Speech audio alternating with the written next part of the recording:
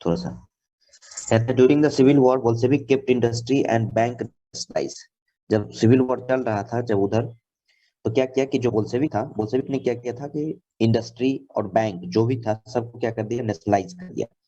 उस दिन भी बताए थे नेशनलाइज, नेशनलाइज मतलब होता है कि राष्ट्रीयकरण कर दिया गया, सरकार ने उसको अपने अंदर ले लिया। कर दे दिया गया। परमिटेड टू, हेलो क्या बोले?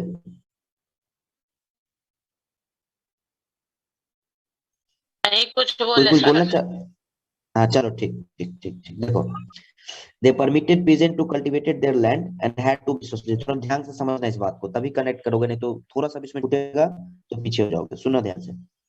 क्या किया कि उन्होंने क्या किया, किसानों को they permitted to peasant to cultivate their land, उन्होंने किसानों को क्या कर दिया, जमीन दे दी कि तुम यहाँ पर खेती कर सकते हो, है ना, ताकि सोशलिज्म बनाया जा सके, समाजीकरण किया जा सके। ठीक है, माइक ऑफ कर लो दुर्गा, माइक ऑफ कर लो वो। सर दुर्गा का माइक खुला हुआ है। हाँ हाँ हाँ, दुर्गा माइक ऑफ कर लो। हाँ चलो ठीक हो गया। हाँ देखो क्या कहता है, and had to the socialist, वो इसलिए जमीन देना चाह रहा था ताकि समाजीकरण हो सके, है ना, सोशलिज्म फैलाया जा सके। Bolshevik used to confiscate land to demonstrate what the collective would B.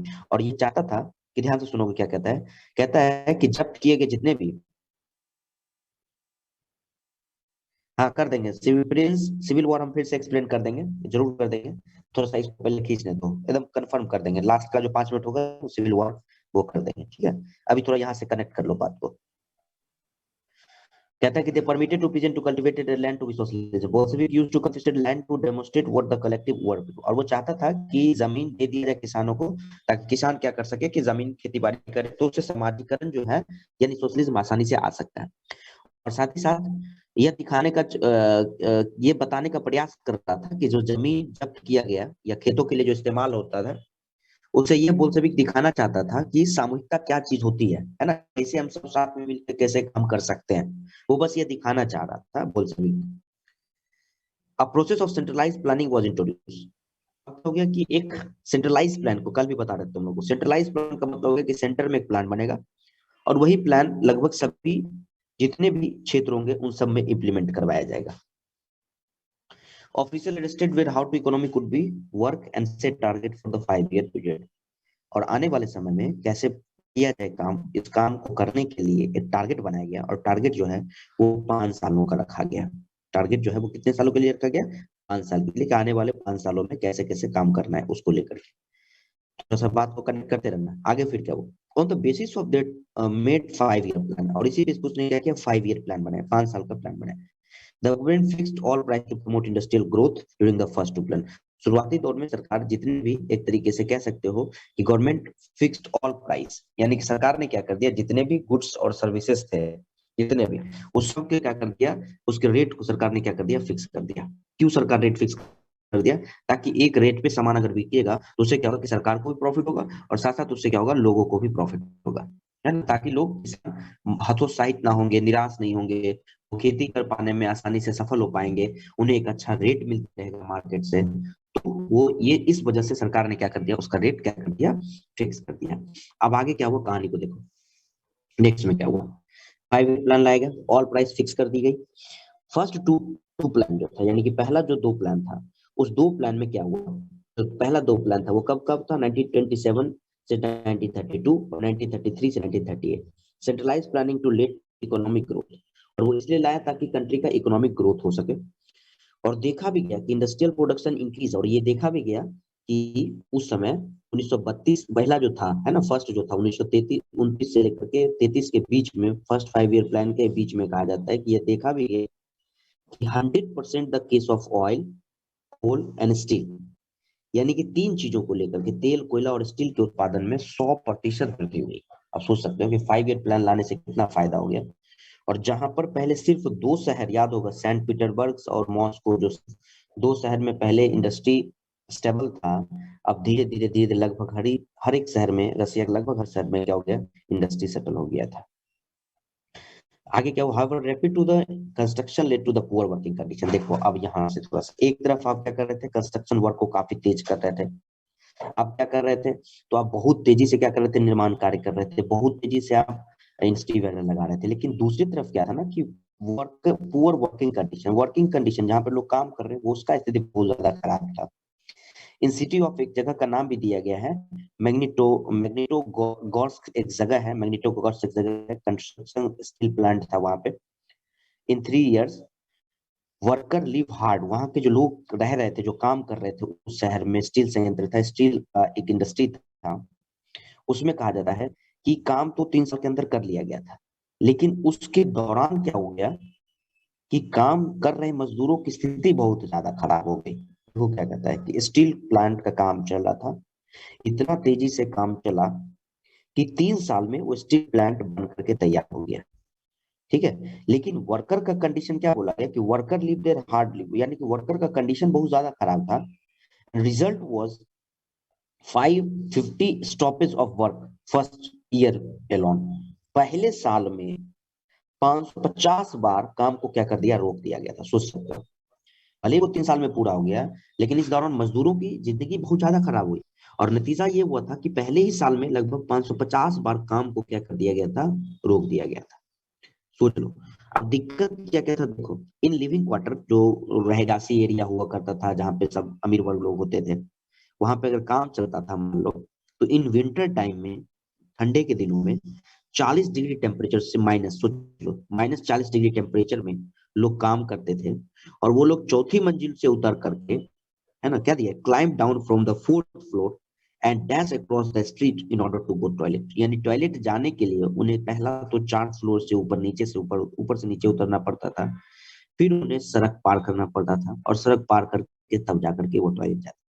यानी ये कंडीशन था इनका, तो पुअर लोगों का, यानी खास करके उन लोगों का जो मजदूरी के तौर पे क्या कर रहे थे, कंस्ट्रक्शन साइट पे काम कर रहे थे। अब सोच लो तुम कि एक तरफ जहां पर इंडस्ट्री के ग्रोथ का कितना आप तेजी से बात कर रहे हैं, एक तरफ आप जहां पर बहुत तेजी से आप फटाफट इंडस्ट्री को बढ़ा रहे हैं, एक तरफ आप क्या कर रहे हैं कि लोगों को बेहतर से बेहतर सुविधा दे रहे हैं, लेकिन वो वही है ना, कहीं ना कहीं किसके लिए, तो मजदूर वर्गों के लिए काफी खराब साबित हो रहा है एट एक्सटेंडेड। लेकिन उसने क्या किया था, फिर यहाँ पे सोशलिज्म को लाने के लिए क्या किया, उसने स्कूलिंग सिस्टम को डेवलप किया।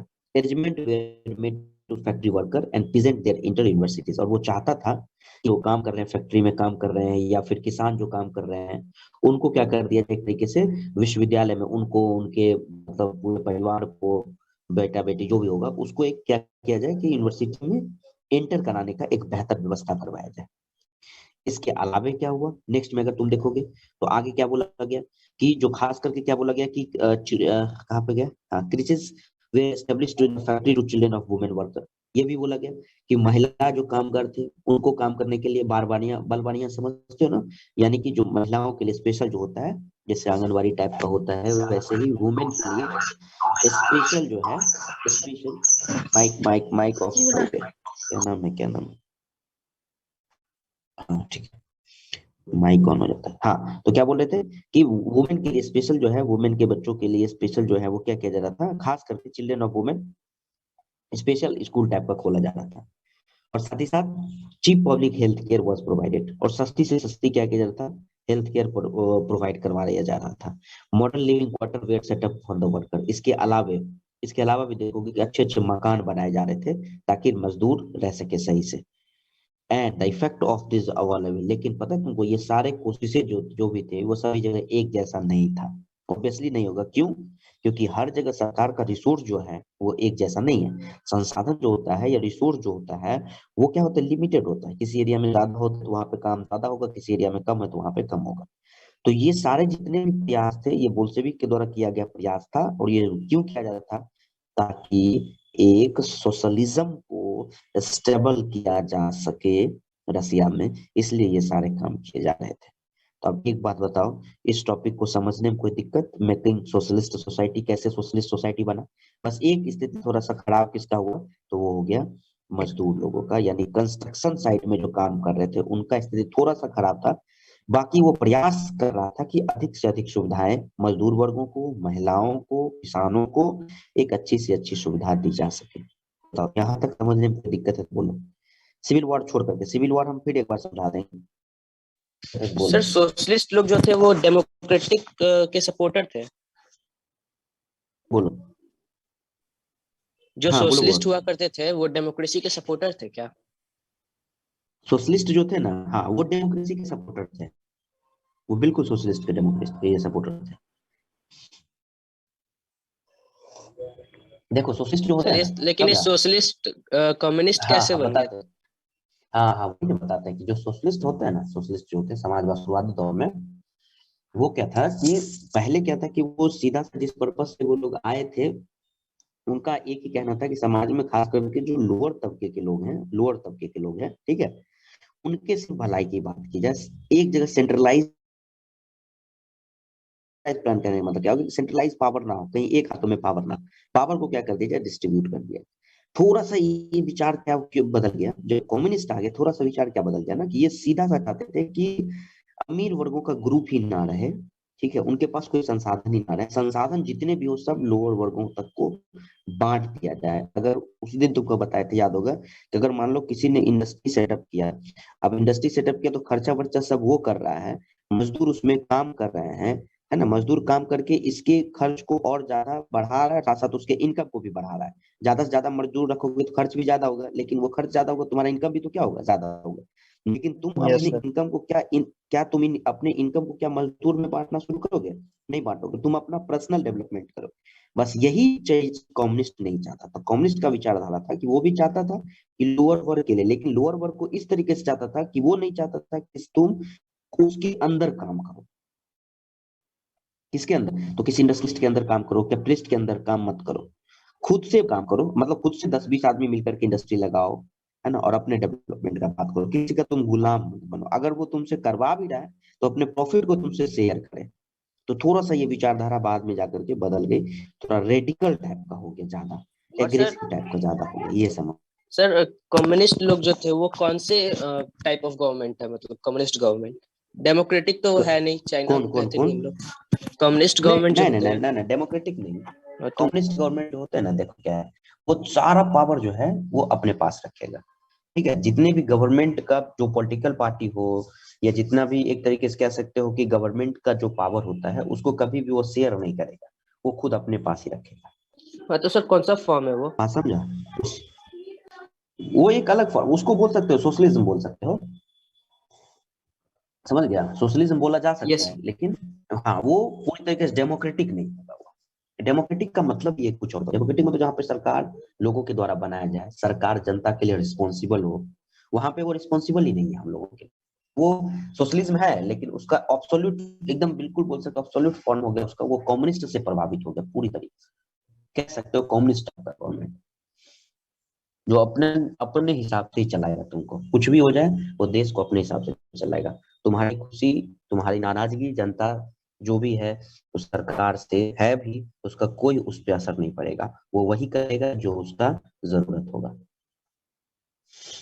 आई बात समझ में ना? कई बार क्या होता है ना, देखो कई बार कई केसेस में क्या होगा, ये गलत कह सकते हो, इसमें कोई डाउट नहीं है, लेकिन देखो डेवलपमेंट के मामले में देखो कितना चाइना आगे निकल चुका है, तो खुद सोच के देखो, है ना, कम्युनिस्ट ही है, लेकिन देखो कितना डेवलपमेंट के मामले में कितना आगे निकल चुका है। तो अब नहीं लगता तुमको कि कम्युनिस्ट टाइप का होना भी जरूरी है? क्योंकि अगर डेमोक्रेटिक टाइप होगा तो हर बात पे सरकार का विरोध कर दिया जाएगा, क्योंकि यहाँ पर अपोजिशन पार्टी भी तो होती है ना, और कई ऐसे ग्रुप भी होते हैं जो सरकार से हमेशा नाराज रहती है, तो सरकार अगर कोई काम कर भी रहा है तो उसमें बार बार अड़ंगा लगाया जाएगा, तो इससे क्या होगा, काम बार बार रुकेगा। तो काम रुकेगा तो सरकार मान लो कुछ अच्छा काम भी करना चाह रहा है तो वो डेवलपमेंट प्रॉपर वे में नहीं हो पाएगा। लेकिन अगर कम्युनिस्ट टाइप का होगा तो सरकार अगर मान लो विकास करना चाह रही है और वो अच्छा प्लान ला करके लोगों की भलाई का काम करना चाह रहा है, तो उसको रोकने वाला अगर कोई नहीं होगा तो विकास वो कर जाएगा। तो यही वजह है कि चाइना जो है, भले ही वहाँ लोगों को थोड़ा स्थिति खराब होता है, लोगों के पास थोड़ा डेमोक्रेटिक राइट नहीं हो पाता है, लोग अपने राइट का अधिकार का यूज सही नहीं कर पाते, लेकिन क्या लगता है इसके बावजूद क्या वहाँ के लोगों का स्थिति इतना भी खराब है क्या कि लोगों के पास पैसा नहीं है? अब तुम खुद सोच के देखो। आई बात समझ में? Yes sir. चलो ठीक है। और किसी को बहुत कोई सवाल यहाँ तक? आगे चले।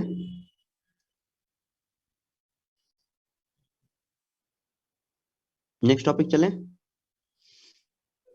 यस देखो सर। एक नया है, चलो सिविल वॉर पे हम लोग चलेंगे, इसको थोड़ा सा समझाते हैं, फिर सिविल वॉर हम लास्ट के 5 मिनट हम सिविल वॉर समझा देंगे, ठीक है?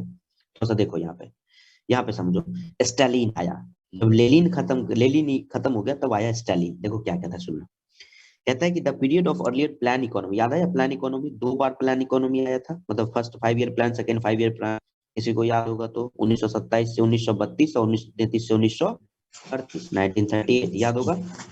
The period was early plan economy Yes, linked sir. To the disaster of collectivisation of agriculture. क्या हुआ कि नियोजित जो अर्थव्यवस्था थी उसकी शुरुआती दौर कहा जाता है कि खेती के सामूहिकरण से हुआ था। लेकिन क्या हुआ, सुनना इस लाइन को थोड़ा समझना, क्या बोला, the period of early plan economy, यानी शुरुआती दौर में जो नियोजित अर्थव्यवस्था की शुरुआत हुई थी शुरू में, वो खेती बाड़ी से, याद होगा ना, खेती को लोग शुरुआती दौर में सब सामूहिक रूप से करते थे। लेकिन वही जो है एक डिजास्टर से भी जुड़ा हुआ था, वही चीज एक डिजास्टर से भी जुड़ गया। कैसे, देखो 1927 से 28 में town in Soviet Russia were facing a acute problem grain supplies. हुआ क्या था कि 1927-28 के आसपास में रूस के शहर में अनाज का भारी संकट पैदा हो गया था। अब इससे द गवर्नमेंट फिक्स प्राइस, क्योंकि गवर्नमेंट ने क्या कर दिया, याद आया पिछले पिछले टॉपिक में, याद आया कि गवर्नमेंट ने क्या कर दिया था, रेट फिक्स कर दिया था, याद आ गया होगा तो बोलो। याद आया कि गवर्नमेंट ने क्या कर दिया था, अनाज वनाज का दाम सबको, रेट को क्या कर दिया था, सरकार ने फिक्स कर दिया था। The government fix price with grain must be sold but peasant refuse to sell their grain of government buyers of the sale. अब किसान ने तो, सरकार ने तो तय कर दिया था, कीमत तय कर दिया था, लेकिन उससे ज्यादा पर कोई बेच नहीं सकता है। तो किसान नहीं चाहता था कि हम उस अनाज को उस दाम पर बेचे जो सरकार ने फिक्स किया है। अब हम एग्जाम्पल के लिए तुमको बता रहे हैं, सरकार ने मान लो 10 रुपए केजी के हिसाब से गेहूं का दाम तय किया हो, और हमको उत्पादन करते करते मान लो 9 रुपए केजी, 1 केजी का पड़ गया मान लो, और हम 10 रुपए केजी के हिसाब से बेच रहे हैं, तो हमको 1 रुपए का प्रॉफिट होगा।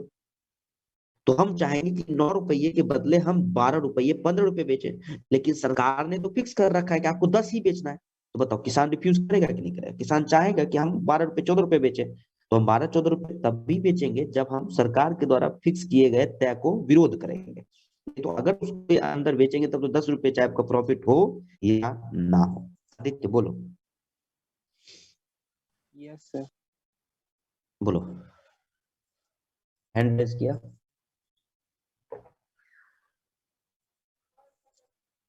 कोई दिक्कत है आदित्य? No sir. नहीं ना, चलो ठीक। अब देखो क्या हुआ, ये कहानी समझ में आ गया ना कि किसान क्यों, अब पूछेगा किसान ने स्टालिन के समय में क्यों विरोध कर दिए थे, तो समझ में आ गया, क्योंकि फिक्स प्राइस था और किसान नहीं चाहते थे कि हम फिक्स प्राइस पे बेचे। क्यों नहीं भाई, फिक्स प्राइस पे बेचोगे? हाँ, थोड़ा यहाँ समझो क्या हुआ। उसके बाद क्या हुआ कि जब स्टालिन आ गया, इसके बाद क्या हुआ देखोगे आगे क्या हुआ कि इसमें जब स्टालिन आया, ने ये प्रोग्राम लाया, Stalin who headed the party of the death of Lenin के मरने के बाद आया, introduce to the firm emergency measure. आप तुमको याद होगा कि उस समय किसान जो है वो उनके रेट पे बेचने के लिए तैयार नहीं थे। तो अब जब किसान उनके रेट पे बेचने के लिए तैयार नहीं है तो फिर क्या होगा, समस्या तो बढ़ जाएगा। समस्या क्या बढ़ा, तो देखो क्या कहता है, क्या कहता है सुना। कहता है कि उनके मरने के बाद जब ये आए तो इन्होंने क्या किया कि उस स्थिति से निपटने के लिए कुछ अपना नया प्लान लाया, है ना, to introduce to emergency measures, कुछ अपना नया प्लान लाया। उनको क्या लगता था, he believed that rich peasant and traders in countryside were holding stock to hope to the higher price of speculations to high stock to the। अब देखो इस कहानी को आराम से समझ जाओगे कि वो मानते थे कि क्यों देश में अनाज की कमी हुई है। तो उनका मानना होता था कि गांवों में जो किसान है ना, वो क्या कर रहे हैं, गेहूं चावल जो भी है उसको स्टॉक करके रख दे रहे हैं।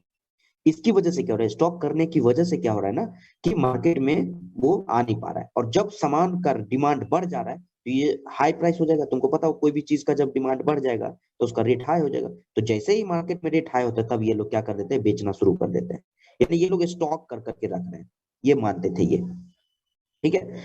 इसलिए क्या किया 1928 में पार्टी मेंबर ने क्या किया कि turn to the grain producing area to supervising importing to collect. इसलिए उसने क्या कर दिया, एक बड़ा अच्छा कदम उठाया। क्या कदम उठाया, उसका मानना था कि गांवों में जो किसान क्या कर रहे हैं, स्टॉक करके रख रहे हैं, उसको रोकने के लिए क्या किया जाए कि उसने क्या किया कि एक टीम को भेजा, जाओ देखो इलाके में दौरा करो कि कौन कौन लोग अनाज को जमा करके रख रहे हैं। और उसके बाद क्या कर दिया कि जहां तहां जाकर के किसानों पे जबरदस्ती क्या किया, रेड मारा। किसानों के मतलब कुलकाज बोला जाता है, कुलकाज का मतलब समझ रहा होगा, जहां पर उनका ठिकाना होता था वहां पर रेड मारा। और इसके बाद क्या किया, ग्रेन कलेक्शन, जो भी जहां पर ग्रेन कलेक्शन कराने के लिए, क्योंकि उनको पता था कि गांव में लोग कलेक्ट कर करके रख रहे हैं, इसने अपनी टीम को भेज दिया कि जाओ गांव से उठा उठा करके गेहूं चावल लाओ। तो लेकिन इसके बावजूद भी पता चला कि शॉर्टेज कंटिन्यू रहा। The decision was taken to collective farm. अब डिसीजन ले लिया कि रुको, अब ऐसे नहीं होगा, अब हम कलेक्टिव फार्म करवाएंगे। कैसा फार्म करवाएंगे? तो कलेक्टिव फार्म करवाएंगे। कलेक्टिव फार्म में क्या होगा, सुनो ध्यान से। कलेक्टिव फार्म किसको, तो देखो कुलक किसको बोलता था, एक लाइन समझना, कुलक किसको बोलते थे? तो वहां पे रसिया में जो अमीर किसान होते हैं ना, उनको कुलक कहा जाता था, याद रखना। अमेरिका रसिया में जो संपन्न किसान होते हैं, उनको, अमीर किसान होते हैं, उनको कुलक कहा जाता है। कुलक के घर पे छापा मारा, बड़े किसानों के घर पे छापा मारा, इसके बावजूद भी कंटिन्यू रहा, शॉर्टेज रहा, इसके बावजूद भी। अब वो क्या करेगा, ही आर्ग्यू दैट, अब वो बोला कि अब हम कलेक्टिव फार्म करवाएंगे। कैसा फार्म करवाएंगे? कलेक्टिव फार्म करवाएंगे। सामूहिकरण का फैसला ले लिया। और इस सामूहिकरण से क्या उसने फिर तर्क क्या दिया, सामूहिकरण करने का तर्क क्या दिया, कि लोगों के पास छोटा छोटा जमीन है, तो जमीन है तो वो क्या कर रहे हैं कि किसान खेती तो कर रहे हैं, लेकिन उसमें प्रोडक्शन क्या हो रहा है, कम हो रहा है। तो इस वजह से क्या हो रहा है कि हम लोग की जरूरत पूरी नहीं हो पा रही है। हम क्या करेंगे, सब जमीन को मिला करके एक कर देंगे, और तब इसके बाद खेती करेंगे। इसको बोलेंगे कलेक्टिव फार्मिंग। क्या बोलेंगे इसको? Collective farming. इसके पीछे ये तर्क दिया कौन? स्टालिन ने। कौन दिया? स्टालिन। याद है स्टालिन कौन था? तो उसके डेथ होने के बाद, लेनिन के डेथ होने के बाद पार्टी को संभालने वाला स्टालिन था। 1917 में had given over to the peasant and this small size of peasant could not be modernized। ये जो स्मॉल साइज ऑफ जमीन है इनके पास, ये मॉडर्नाइज नहीं कर पाते, तो मॉडर्नाइज नहीं कर पाते जिसकी वजह से इनका खेती नहीं हो पाता है। टू डेवलप मॉडर्न फार्म, हम क्या करेंगे कि मॉडर्न डेवलप करेंगे, सॉरी डेवलप मॉडर्न ये खेती करेंगे, फार्म करेंगे, and run them to industrial lines, और इसको इंडस्ट्रियल लाइन लाएंगे, and with machinery and technology के माध्यम से इसमें खेती करेंगे। And it was necessary to eliminate कू class and take away the head from the peasants and establish state control large farm। क्या करेंगे? आधुनिक खेती विकसित करेंगे और किसानों से जमीन छीनेंगे और इसको राज नियंत्रित कर लेंगे, ताकि क्या होगा, क्या कि जो काम है, जो छोटे से जमीन पे खेती हो रही है, वो अब काम बड़े जमीनों पे होगा। यानी कहने का मतलब शुल्क को खत्म कर देना है हमको, बड़े किसानों को खत्म कर देना है ना, और उसको जमीन का, उसका जमीन लेकर के कलेक्टिव फार्मिंग करना है। बोलो यहाँ तक में कोई दिक्कत हुआ किसी को? इस लाइन तक समझने में स्टालिन का ये कलेक्टिवाइजेशन समझ में आ रहा है ना? Yes sir. स्टालिन का कलेक्टिवाइजेशन समझ में आ रहा होगा सबको? चलो ठीक है, गुड। आगे and what followed to the Stalin collective programme. अब उसने उसके लिए किया क्या, देखो क्या किया। सबसे पहला काम क्या किया उसने, सामूहिकरण खेती करने के लिए क्या किया? सबसे पहला, in 1929 party force to all peasant to cultivate in collective farm. 1929 से क्या किया, सभी किसानों को जबरदस्ती सामूहिक खेती करने का आदेश दे दिया कि सब तुम लोग क्या करोगे कि सामूहिक खेती करने के लिए क्या करोगे कि अपना काम करो, यानी सामूहिक खेती करोगे, उसका उसने आदेश दे दिया। Bulk of land and implements were transfer on ownership of collective farm. ज्यादातर जो किसान था, जो जमीन था, जो पहले किसी एक स्वामित्व का हुआ करता था, किसी एक आदमी का हुआ करता था, अब वो क्या हो गया, अब वो सामूहिक रूप से खेती होने लगा। Peasant work on land, peasant खेती करते थे वहां पे, सामूहिक रूप से खेती करते थे। और कोलकाज प्रॉफिट वाज शेयर, और जो किसानों का जो प्रॉफिट होता था, समझ लो एक तरीके से कि जो खेती की है, और कोलकाज का जो मुनाफा होता था, यानी कि कहने कोलकाज बार बार बोल रहा है, कोलकाज का मतलब समझ लो, कोलकाज बार बार बड़े किसानों का जो जमीन जा होता था, तो वो किसानों से जो प्रॉफिट होता था, वो किसान सॉरी उससे जो प्रॉफिट होता था खेती से, वो सब आपस में बांट लेते थे। अब इससे क्या हुआ, इसके बाद क्या हुआ, नेक्स्ट में देखोगे, जब ये खेती करके सब आपस में सब बांटने लगे, तो इससे क्या हो गया कि कई लोगों ने विरोध भी किया। ऑब्वियसली बताओ, कई लोग विरोध करेंगे जिनका अपना पहले पर्सनल जमीन था, अब वो सामूहिक रूप से बट गया, तो कई लोग तो विरोध करेंगे। तो इनग्रेस टू क्या बोलोगे, ingress to the peasant raise to the authorities and destroy their livestock. अब बताओ, कई लोग गुस्सा गए, इस फैसला सरकार का विरोध करने लगे, और साथ ही साथ क्या करने लगे कि जानवरों को, कई जगहों पर जानवरों को मारे जाने लगा। इन 1921 जानवरों को मारे जाने लगे, सोच लो, डिस्ट्रॉय देयर लाइव। 1931 में number of cattle fell by the 1/3। और इसके बाद क्या हुआ, कोलकाज मुनाफा जब किसानों में बांट लिया जाता था, तो इस फैसले से गुस्साए किसान जो थे, जो गुस्सा थे, वो सरकार का विरोध करने लगे, और सरकार के विरोध करने के साथ साथ वो जानवरों को खत्म करने लग गए। और कहा जाता है कि 1929 से लेकर 1931 के बीच में जो मतलब जानवर थे, मवेशी थे, उनकी संख्या घट करके 1/3 कमी आ गई। सोच लो, 1/3 1/3 जो है वो कम हो गया। रीजन क्या था कि लोग खेती नहीं करना चाहते थे इस तरीके का। उसके